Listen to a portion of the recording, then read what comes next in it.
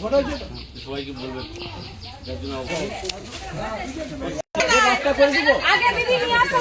সমস্যা রাস্তা হবে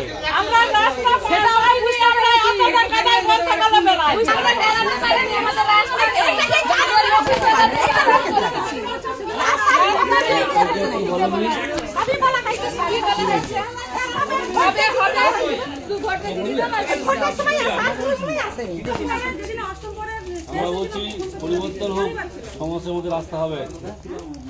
মোদিজি সরকারকে নিয়ে আসুন। মোদিজি ক্ষমতা এলে পশ্চিমবাংলায় 18 বছরের উপরে মহিলা 2 লক্ষ টাকা পাবেন।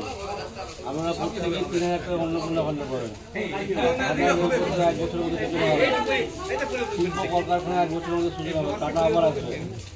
এসএসসি টেট পরীক্ষা বছর বছর হবে। তেমনই আপনাদের রাস্তার সমস্যা আমরা